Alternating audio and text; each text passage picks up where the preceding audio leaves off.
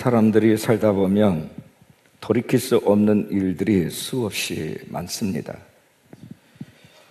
이런 말이 있습니다. 한 번 쏜 화살을 돌이킬 수 없고 한 번 엎질러진 물을 다시 담을 수 없다. 또 입에서 한 번 뱉어버린 말도 다시 걷어들일 수 없다. 이런 얘기가 있습니다. 어차피 한 번 저질러 버리는 것들은 다시 원상복구가 되지 않는 거죠. 돌이킬 수 없는 것이라면 우리가 어떻게 해야 될 것인가? 그것을 인정하고 적응하면 됩니다. 적응하지 않고 부정하게 되면 그냥 내 속만 끓이게 되는 거죠. 부정한다 해서 이미 되어진 사건이나 이미 있었던 일들이 없어지는 건 아니거든요. 영국의 식민지 시절에 인도에서 있었던 일입니다. 인도에 머물고 있던 영국인들이 객지 생활의 무료함을 달래기 위해서 그곳에 골프장을 만들었다고 합니다. 근데 뜻밖의 회방꾼이 나타났습니다.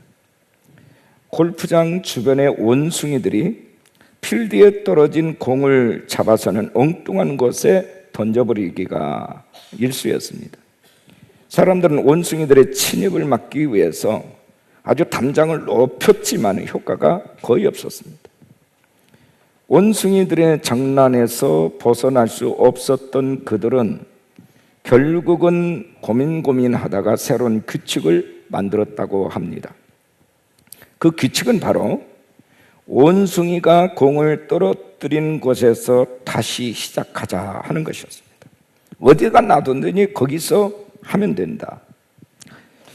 이 규칙은 뜻밖의 결과를 가져왔는데 엉뚱한 곳으로 날아간 공을 원숭이가 잡아다가 홀컵에 넣어주어서 갑자기 홀인원이 되는 행운을 맛본 사람들도 있었고, 또 반대로 홀 가까이에 날린 공을 잡아다가 해저드에 물속에 빠뜨리는 이 불운을 겪는 사람들도 있었습니다. 대부분의 사람들은 이런 행운과 불운 사이를 오고 갔다 하는 것입니다. 그래서 그들은 이것이 인생이다, 우리 인생도 그렇다라고 말을 했다는 거죠. 오늘 우리의 인생살이가 내 마음대로 되어지면 오직이나 좋겠습니까마는 그러나 그렇지 않습니다. 내가 생각했던 대로 가지 않고 뜻밖의 상황에서 우리는 정말 당혹한 일을 수없이 만나게 됩니다. 사실 우리의 삶의 대부분이 내가 생각한 대로 자의적으로 계획하고 조절할 수 있는 것은 거의 없습니다. 하지만 이것이 곧 인생이라는 것입니다. 중요한 것은 이것을 받아들이는 우리의 태도, 긍정하는 태도가 중요합니다. 어차피 벌어진 일입니다. 불리해진 상황을 한탄하기보다는 원숭이가 공을 떨어뜨린 그곳에서, 그 자리에서 계속해서 내 인생의 경기를 지속해 나가면 되는 겁니다. 다른 도약을 꿈꾸는 것이 올바른 자세이지 그것을 부정한다 해서 내 인생이 바뀌어지는 것은 아닙니다. 매사에 우리의 인생을 긍정적으로 보는 것이 중요하다는 것입니다.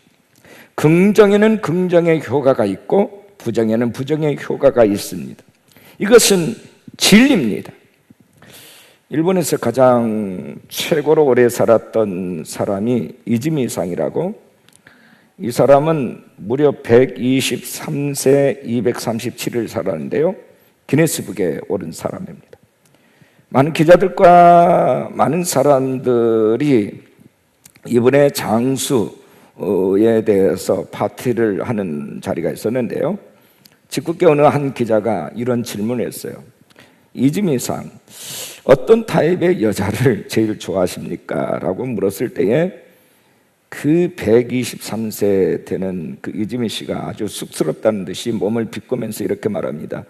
예, 저는 지금도 연상의 여자를 좋아합니다. 아니, 최장수 할아버지가 연상의 여자를 좋아한다는 건 사실 말이 안 되잖아요. 그냥 그보다 더 나이가 많은 사람은 없으니까요. 사람들은 그의 위트 있는 유머 속에서 이분이 장수하게 된 비결이 바로 저런 긍정적인 마인드를 가지고 있는 것 때문이었구나라고 사람들이 알게 됐다는 겁니다. 최장수할 수 있는 원동력이 바로 이렇게 모든 것을 긍정적으로 생각하고 긍정적으로 해석하는 이런 마음이 바로 그 사람으로 하여금 최장수를 하게 한 원동력이다. 어떤 심리학자가 재미있는 조사를 했는데 긍정적인 마인드를 가진 사람, 또한 많이 웃는 사람들이 보통 평균 연령보다도 8년에서 9년을 더 살았다고 합니다. 긍정이든 부정이든 그 사람이 가진 대로, 믿는 대로, 그가 말한 대로 이루어지는 것이 우리의 삶입니다. 부정의 마인드를 가지고 있는 사람들은 부정의 효과를 가져오게 되고, 긍정의 마인드를 가지고 있는 사람은 긍정의 효과를 가져오게 됩니다. 그렇다면 이왕이면 우리가 긍정의 마인드를 가져야 되지 않겠는가 하는 것입니다. 우리 옆에 사람에게 우리 한번 다 긍정의 마인드를 가지십시오. 긍정의 사람이 되십시오. 자, 오늘 말씀 제목입니다. 따라하겠습니다. 긍정의 효과. 긍정의 효과.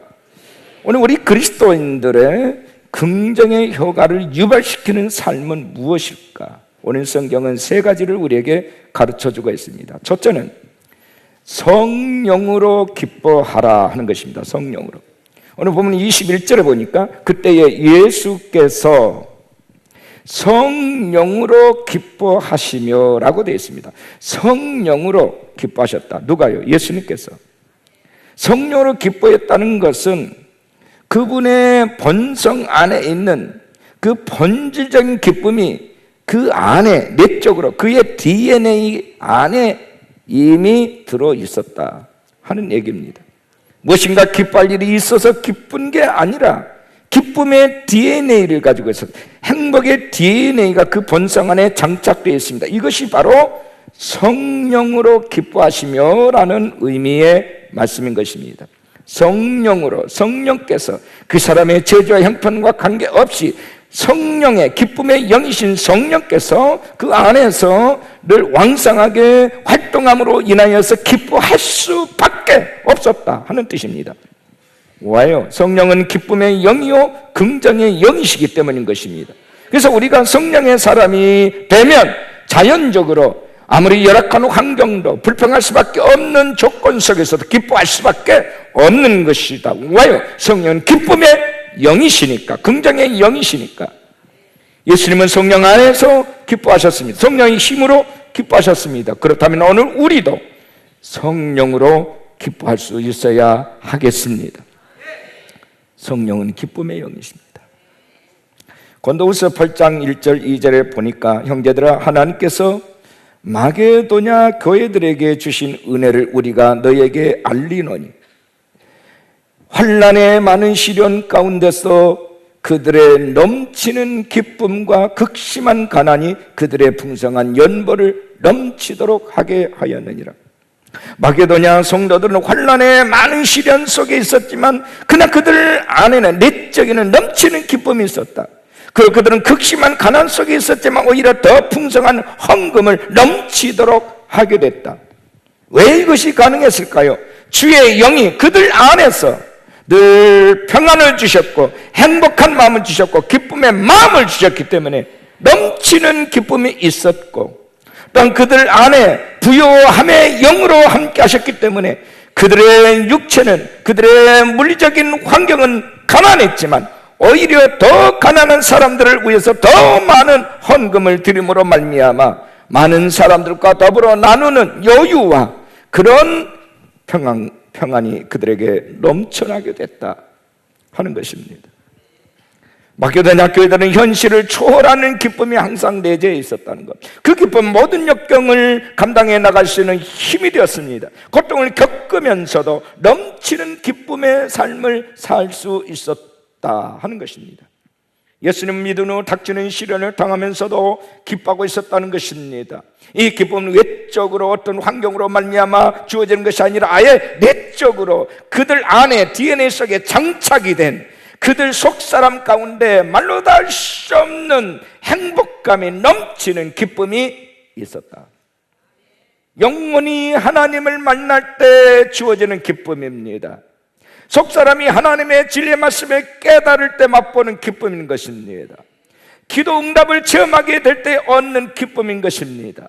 이런 내적인 기쁨은 외적인 상황과 전혀 관계가 없습니다. 오히려 위기와 환난의 시련 속에서 더 강렬한 기쁨이 더해진다는 것입니다. 여러분, 칠흑같이 깜깜한 어둠에 들어가 보십시오. 답답하지요?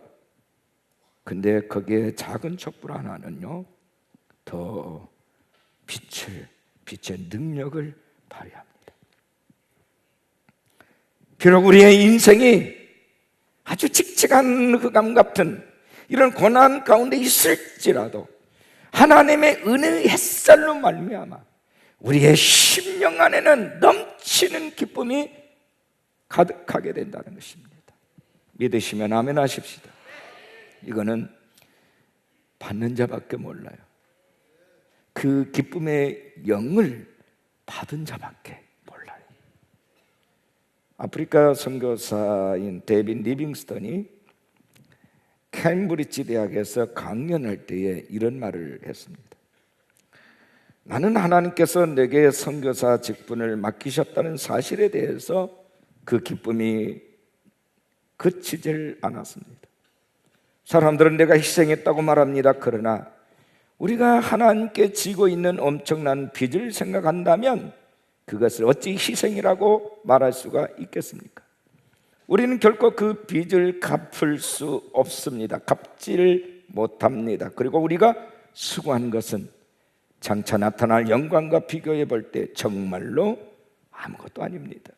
나는 결코 희생을 한 것이 아닙니다. 우리의 죄를 위해서 당신의 몸을 바치시고 아버지의 높은 보좌를 떠나신 그분의 위대한 희생을 생각할 때 우리는 우리의 그것을 희생이라고 말해서는 안 됩니다 라는 말이었어요. 리빙스턴은 언제나 어디서나 무엇을 하든지 기쁨으로 살려 그랬다는 것입니다. 그 무엇도 그의 기쁨을 빼앗을 수가 없었습니다. 큰 기쁨, 하늘의 기쁨이 충만했습니다. 모든 것이 없을지라도 그는 기뻐할 수 있었습니다. 그래서 행복했다는 겁니다. 기쁨으로 일하면 사탄은 물러갑니다. 다시 말씀드려요. 기쁨 속에서 일하면 어둠의 영 사탄은 물러갑니다. 놀라운 기적이 일어납니다. 사탄은 절망의 영이요, 슬픔의 영이요, 우울의 영이요, 좌절의 영입니다. 성령은 기쁨의 영이요, 행복의 영이십니다. 자유하게 하는 영이십니다. 그러므로 기뻐하시면 성령님이 운행하신다는 증거입니다. 슬퍼하고 우울해하면 사탄이 역사하고 있다는 증거입니다. 기뻐하십시오. 어둠의 영 사탄이 물러가게 될 줄로 믿습니다. 기쁨으로 살아가십시오. 우울의 영은 떠나게 될 줄로 믿습니다. 사람들 중에는 늘 감동하면서 사는 사람이 있고 늘 의문하면서 의심하면서 사는 사람이 있습니다. 느낌표의 인생이 있고 물음표의 인생이 있다는 것입니다. 성령의 사람들 감동을 먹고 사는 사람이에요. 늘 의심과 의문 부호를 가지고 사는 사람은 성령의 사람이 아니에요. 의문 부호를 가지고 의심하고 부정적으로 살 것인가, 늘 믿고 신뢰하며 긍정적으로 살 것인가, 전적으로 여러분의 자신의 선택입니다. 그러나 그 결과는 여러분 자신이 선택한 대로 취할 것입니다. 그러나 그 차이는 하늘과 땅 차이입니다. 이왕이면 하나님을 신뢰하는 선택을 하시기 바랍니다. 이왕이면 긍정을 선택하시기 바랍니다. 그러면 여러분의 삶에 놀라운 긍정의 효과를 맛보게 될 것입니다. 두 번째 긍정의 효과는 겸손하고 단순한 사람을 통해서 주어집니다. 본문 21절 중반 이하의 말씀 보니까 천지의 주제이신 아버지여, 이것을 지혜롭고 슬기는 자들에게는 숨기시고 어린 아이들에게는 나타내심을 감사하나이다. 옳소이다. 이렇게 된 것이 아버지의 뜻입니다. 마태복음 18장 3절 4절에 너희가 돌이켜 어린 아이들과 같이 되지 아니하면 결단코 천국에 들어가지 못하리라. 그러므로 누구든지 이 어린아이와 같이 자기를 낮추는 사람이 천국에서 큰 자니라. 주님은 천국을 말씀하시면서 어린아이를 모델로 말씀하십니다. 자칭 지혜롭다고 하는 자, 슬기롭다 하는 자에게는 천국이 숨겨지고 어린아이들에게 나타내심을 감사합니다. 옳소이다. 이것이 아버지의 뜻입니다. 그리고 너희가 돌이켜서 이 어린아이들과 같이 되자면 결단코 천국에 들어갈 수 없다. 누구든지 천국에 들어가고 싶거든 어린아이와 같이 자기를 낮추는 사람이어야 된다. 자기를 낮추는 그 사람이 천국에서는 큰 자니라. 여러분 낮추시기 바랍니다. 낮아지시기 바랍니다. 낮아지지 아니하고서 겸손하지 아니하고서 천국에 들어갈 수가 없습니다. 들어갈 수가 없습니다. 사도 바울은 말하기를 선줄로 생각한 자는 넘어질까 조심하라. 스스로 섭다는 자는 넘어질까 조심하라는 거예요. 기억하셔야 됩니다. 사람들이 여러분을 투기하십니까? 사람들에게서 거절당하신 적이 있으십니까? 그래서 마음이 아프고, 그래서 화가 나고, 그래서 슬프십니까? 왜 거절을 당하게 하실까요? 하나님께서 여러분을 천국으로 이끄시기 위해서 낮추고 계신다는 사건을 모르시겠습니까? 그런 하나님의 배려와 하나님의 섭리가 여러분을 살리기 위해서 사람들을 동원하고 시기하고 모함하고 집단자를 동원해서 여러분을 깎아내리시고 있다는 것을 모르십니까?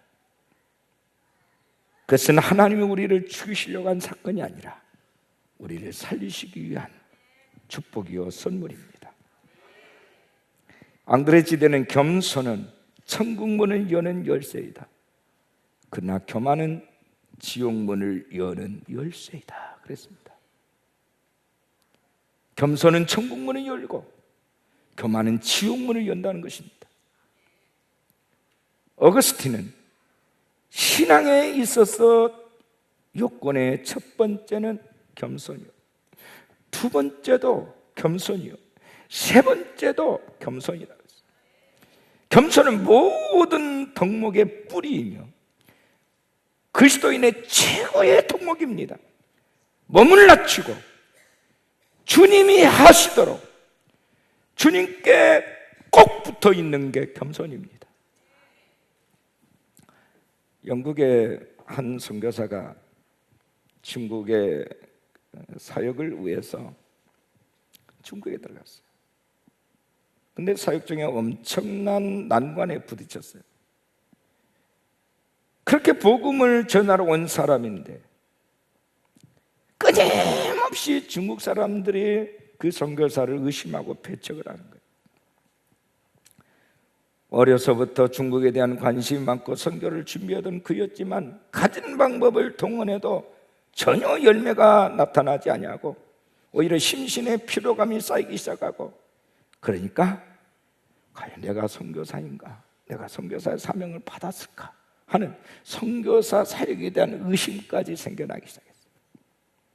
그래서 그는 자신의 여동생에게 아주 복잡한 신경을 토로하는 편지를 써서 보냈습니다. 모든 수단과 노력을 동원해 보았지만 전혀 효과가 없다. 이제 모든 것을 그만 내려놓고 돌아가고 싶다. 자기 여동생에게 돌아가고 싶다. 편지를 써서 몇 주 뒤에 그 여동생으로부터 답장이 도착을 했는데, 오빠, 모든 것을 하나님께 맡기고 이제 오빠는 그냥 릴렉스 하세요. 편히 쉬세요. 오빠가 뭘 하려고 하지 마세요. 우리는 하나님이시라는 그 포도나무에 붙어있는 가지랍니다. 그랬어요. 가지일 뿐입니다. 가지가 뭐 하려고 하세요? 그냥 붙어만 있으세요.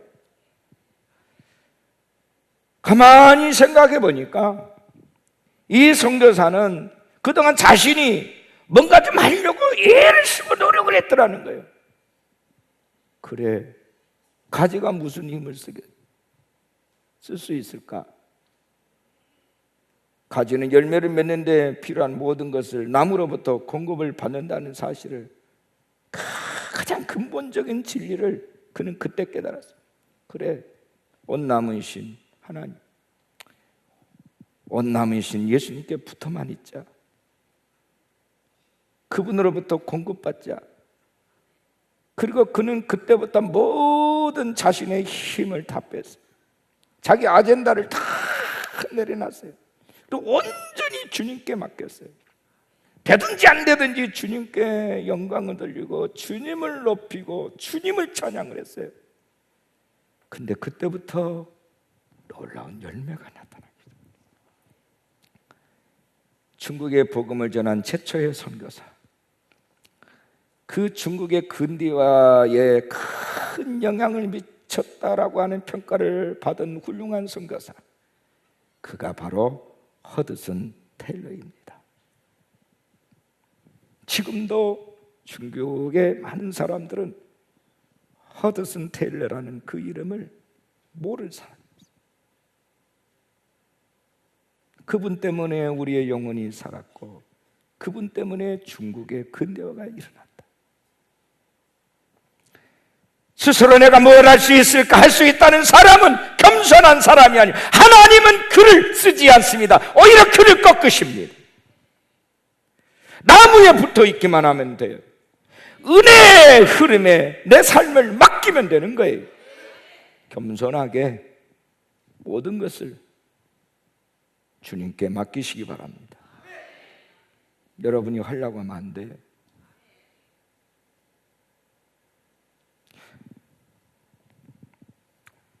많은 사람들이 저기 와서 상담을 해요. 목사님, 제가 뭘 해야 될까요? 뭘 할 수 있을까요? 뭘 하면 좋겠어요? 저는 그분들한테 다른 얘기 아니고 힘을 빼세요. 그리고 새벽을 깨우십시오. 주님께 맡기십시오. 주님께 도움을 구하십시오. 주님, 나는 연약합니다. 나는 아무것도 할 수 없습니다. 거기서부터 시작하셔야 됩니다. 제가 꼭 그 말을 합니다.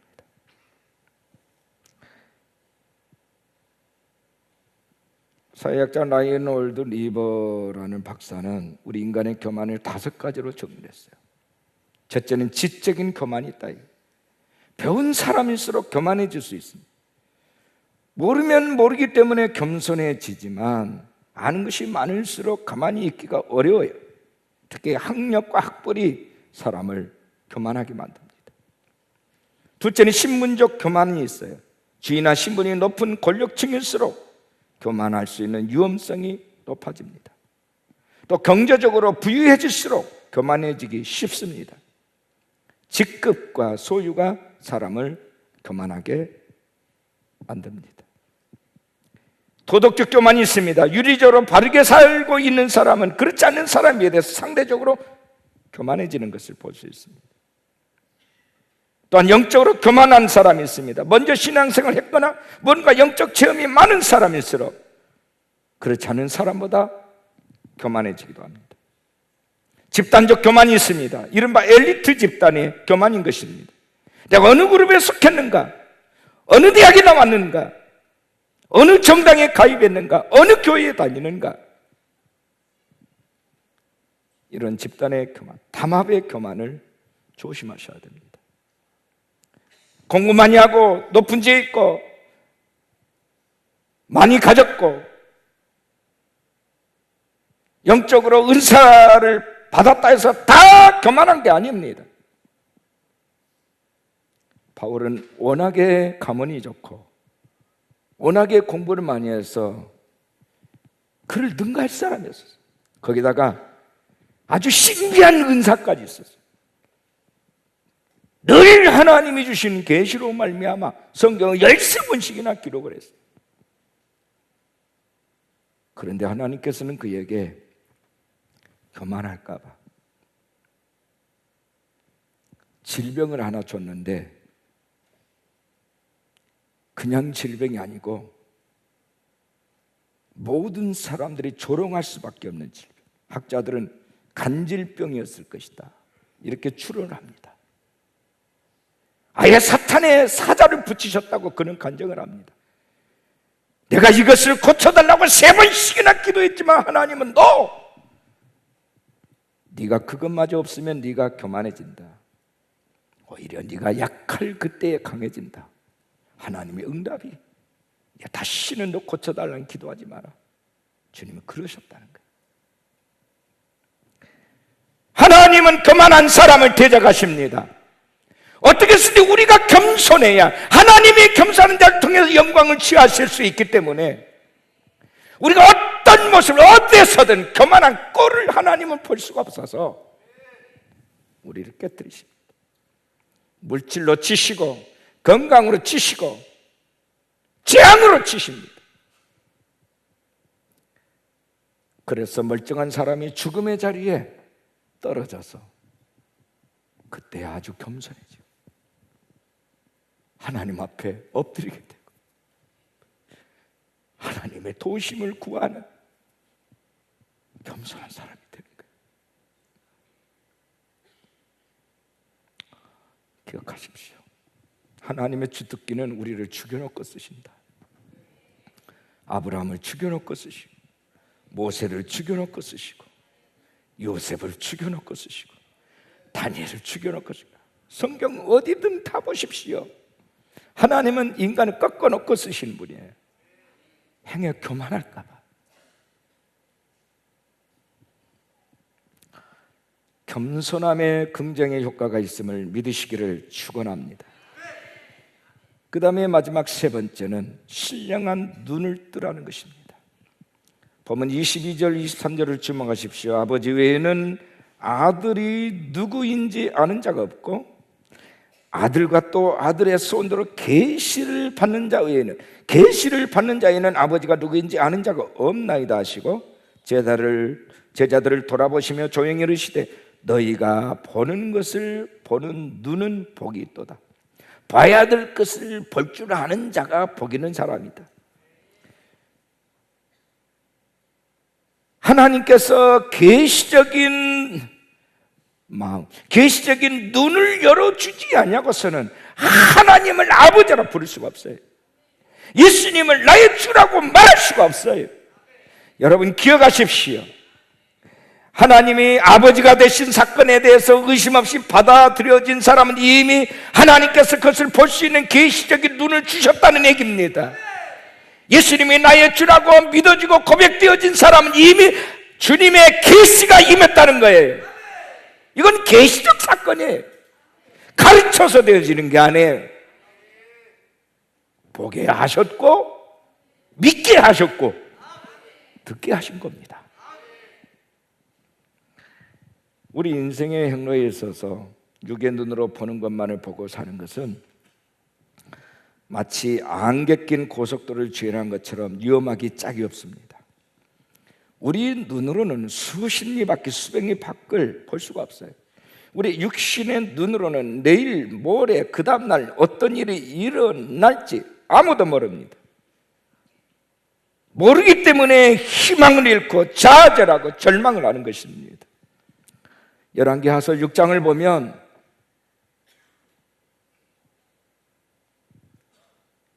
이스라엘 백성들이 주둔하고 있는 진지 도단성을 아람 군대가 둘러쌌어요. 아람 왕이 작전을 펼치기 시작합니다. 근데 이쪽 이스라엘에서는요, 그들의 작전과 계략을 다 보고 있는 거예요. 그걸 미리미리서 대처하니까 도저히 이스라엘 이길 수가 없는 거예요. 아람 왕이 화가 나서 모든 지휘관들을 불러놓고 역정을 냅니다. 우리 안에 지금 누군가가 스파이가 있다. 그렇지 않고서야 어떻게 이스라엘 왕이 우리의 모든 작전과 계략을 다 알고 있느냐 이게. 그때에 그의 신복, 그의 부하 중에 한 사람이 이렇게 말합니다. 열왕기하서 6장 12절에 보니까 우리 주 왕이여 아니로소이다. 오직 이스라엘의 선지자 엘리사가 왕이 침실에서 하신 말씀을 이스라엘 왕에게 구하고 있습니다. 그 엘리사라는 선지자가 있는데 이 사람은 왕께서 침실 중에 하신 말씀도, 우리 가운데 하신 전략적인 계획도 바로 옆에서 듣는 것처럼 듣고 있고 옆에서 보는 것처럼 보고 있습니다. 그리고 그 선지자라는 사람이 이스라엘 왕에게 이것을 다 정보를 제공하니까 우리는 그들을 이길 수가 없습니다. 이길 수가 없습니다. 이스라엘에는 하나님이 계시적 눈을 열어주신 선지자 엘리사가 있었다는 거예요. 그래서 성경 말합니다. 엘리사는 이스라엘의 병과 그 마병이었다. 엘리야도 이스라엘의 병과 그 마병이었다. 믿으십니까? 아모스 3장 7절 말씀에 보면 주님께서는 자기의 비밀을 그종 선지자들에게 보이지 아니하시고는 결코 행하심이 없으시다 그랬어요. 선지자들에게 보여주지 않는 일은 하나도, 어느 한 사건도 행하신 일이 없으시다. 그러니까 무슨 얘기냐면 이 지구상에 정말 구석구석에 되어질 모든 일들을 하나님은 선지자에게 다 계시하신다는, 다 미리 보여주신다는 얘기입니다. 보이지 않는 일들은 하나도 일어남이 없다. 대한민국의 미래도 하나님이 누군가에게 보여주신다. 여러분의 가정사의 미래도 하나님이 누군가에는 보여주신다는 얘기입니다.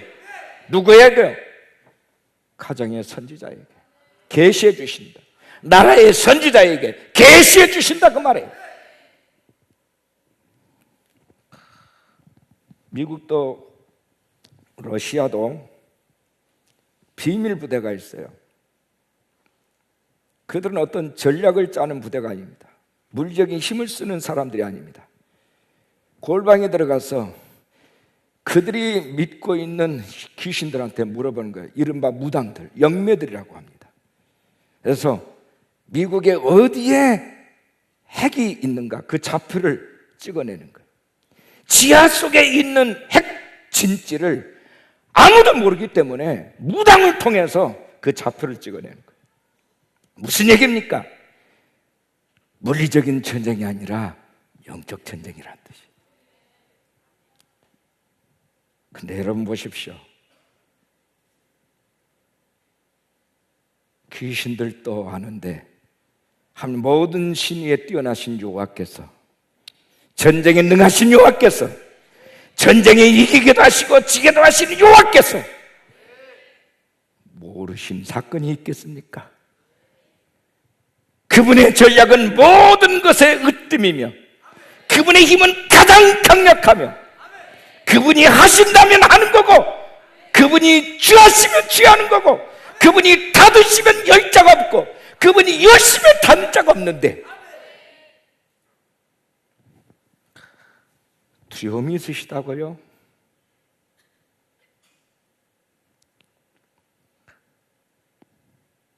힘이 드시다고요? 기억하십시오. 주님 내 눈을 열어서 아버지의 비밀을 보게 하여 주십시오. 우리 손들고 아멘 하십시다. 겸손하게 구하시기를 바랍니다. 잘난 척하지 마세요. 아는 척하지도 마세요. 그분 앞에서는 겸손하게 엎드려서 주님 내 눈을 열어서 주의 계시적 사건을 보게 하여 주십시오. 예수님 말씀하십니다. 누가복음 11장 34절에 내 몸의 등불은 눈이라. 내 눈이 성하면 온 몸이 밝을 것이요 만일 나쁘면 내 몸도 어두리라. 눈에 달려있다는 것입니다. 네가 네 미래가 밝아지든 어둡게 살든 이 문제는 네 눈이 열리느냐 열리지 않느냐의 문제라는 거예요. 예레미야 5장 21절에 어리석고 지각이 없으면 눈이 있어도 보지 못하며 귀가 있어도 듣지 못하는 백성이여 이를 들을지어다. 뭘 들어요? 요한계시록에 말하는 귀 있는 자는 성령이 교회들에게 하실 말씀을 들을지어다. 하나님은 영이세요. 예수 그리스도는 영으로서 우리와 함께 하시는 보혜사이십니다. 우리에게 가장 중요한 것은 주님, 내 육안이 밝아지는 것보다 더 중요한 주여 내 영안이 밝아지게 하여 주십시오. 담에색 도상에서 부활하신 예수를 만난 사울이 3일 동안 눈을 보지 못했어요. 아나니아 선지자를 통해서 안수기도 받을 때 눈에서 비늘이 벗겨지면서 신령한 눈이 열렸어요. 그리고 드디어 자기 자신이 얼마나 큰 죄인인가를 보게 됐어요. 그리고 그는 나는 살인자여 폭행자다, 만삭되지 못하여 난 자와 같다, 팔푼이다 그 말이에요. 나는 죄인 중에 괴수다. 그의 실존이 신령한 눈이 열려서 보게 되니까 자기보다 더 큰 죄인은 없더라는 거예요. 겸손해지고 싶어서 겸손한 게 아니라 자기의 실존을 보니까 그만할 건덕지가 없는 거예요. 그만해야 될 이유가 없는 거예요.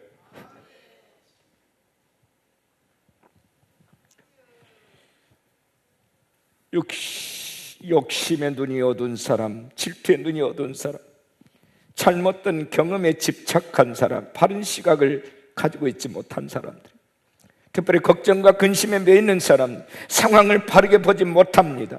편견과 불신에 매이는 사람, 미움과 다툼과 시기에 매이는 사람, 사람을 제대로 볼 수 없고 사물을 제대로 이해할 수 없고 세상을 바르게 살 수가 없습니다.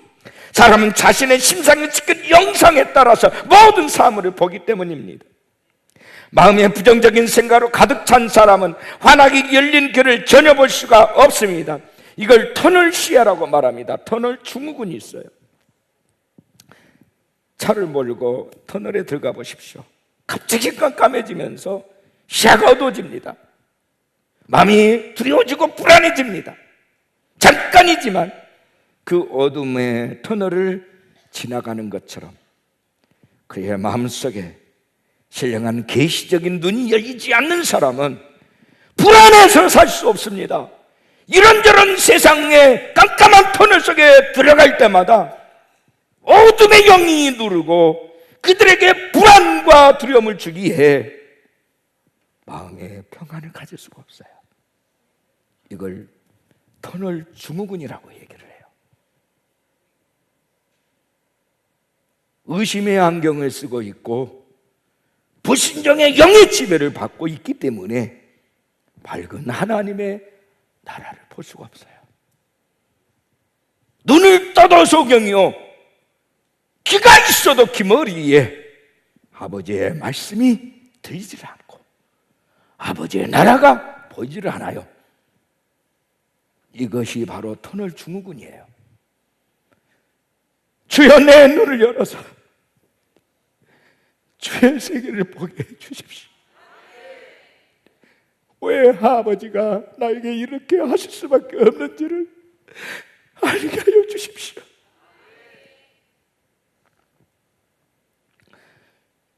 오늘의 고난이 내일의 축복임에도 불구하고 그걸 알지 못해서 우울해하고 스스로 목숨을 끊는 사람들이 많아. 신령한 눈이 열리고 좋으신 아버지의 세계가 열렸다면 육체가 힘들고 마음이 힘들어도 감사할 텐데 그 마음이 없어요. 영혼의 문이 닫혀져 있기 때문에, 터널 증후군에 빠져 있기 때문에, 봐야 될 것을 보지 못하기 때문에 늘 의심할 수밖에 없고 늘 불안해할 수밖에 없고, 좋으신 아버지에 대한 절대 믿음을 갖지 못하는 이유는 뭐냐? 내 마음이 어둠형에 잡혀있기 때문에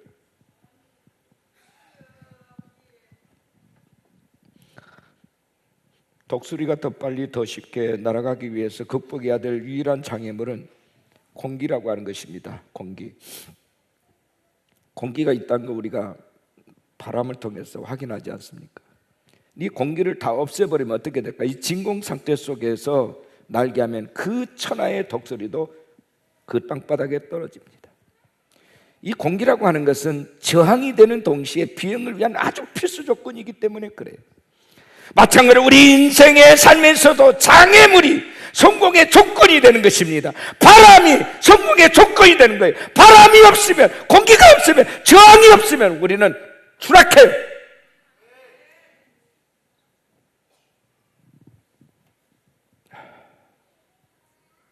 근데 우리는 그저 환경이 좋기만 바라요. 그저 무탈하기만 바라요. 그저 아무런 저항 없이 평안하게 살기를 원해요. 그러니까 위험합니다. 그 인생 거기에서 비상할 수 없어요. 추락하고 맙니다.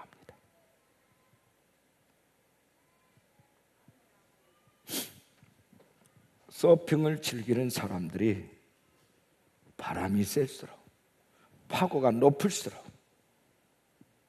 더 신이 나지 않습니까?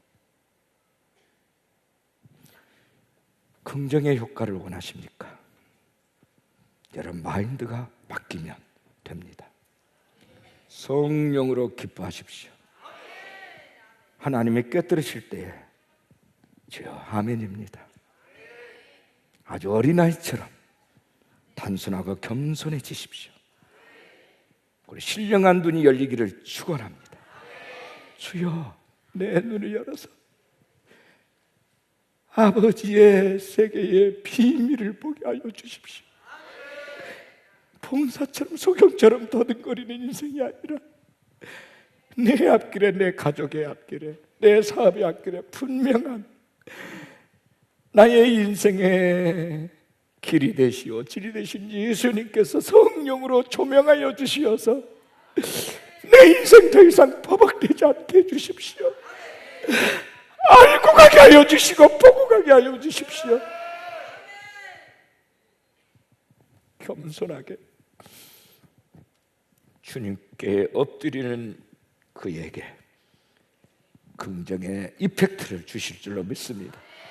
긍정의 효과를 주실 줄로 믿습니다. 아멘이십니까?